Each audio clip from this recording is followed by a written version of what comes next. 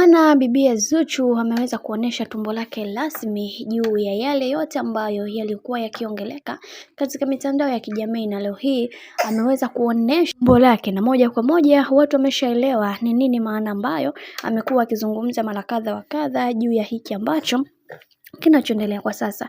Kiukweli kwa upande wa Zuchu anakuambia kwamba haijalishi nimekuwa nikipitia changamoto kiasi gani kwenye maisha yangu, bado nitaendelea kukaza moyo na nitapiga hatua kubwa ambayo hata watu wengine hawakutamani kuweza mimi kufikia hapa. Najua kuna wengi ambao hawatamani sana mimi kuweza kuachana na bwana mkubwa Diamond Platnumz na kufikia malengo ambayo niliyoweza kujiwekea katika maisha, ila ninaahidi kwa hiki ambacho kilichoweza kutokea katika maisha yangu, kiukweli ninamshukuru Mwenyezi Mungu, na pia kwenye hiki kinachoendelea kwa sasa Mungu pekee ndiye ambaye atakayeweza kusimama upande wangu. Najua kuna baadhi ya watu wengi hawapendezwi na maisha ambayo ninayoishi, lakini ndio maisha yangu, na pia mnatakiwa kuweza kubali kwa hali yangu ambayo ninayoipitia, maana kuna vingi ambavyo vipo na wengi wao walitamani sana kuweza kujua ukweli huu ambao unaoendelea kwa wakati huu. Lakini kwa upande wangu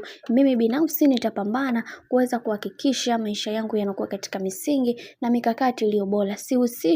Sitaki kuhusishwa na masuala mazima ya familia ya bwana mkubwa Diamond Platnumz, kwa sababu mimi na wao tulishamalizana kitambo sana. Hivyo ningependa kila mtu aweze kujua ustaarabu wake, na sipendezwi na yale mambo ambayo yamekuwa yakiendelea katika mitandao ya kijamii ikinihusisha mimi juu ya familia hiyo. Ifike kipindi niweze kuheshimiwa. Nimenyanyasika na kuteswa sana katika maisha, hivyo nachukua nafasi hii ya kuweza kuwaomba na kukemea hili kabla mambo mengine hayajaanza kuharibika. Na hicho ndicho kitu pekee ambacho alichoweza kukizungumza dada yetu kipenzi bibie Zuhura.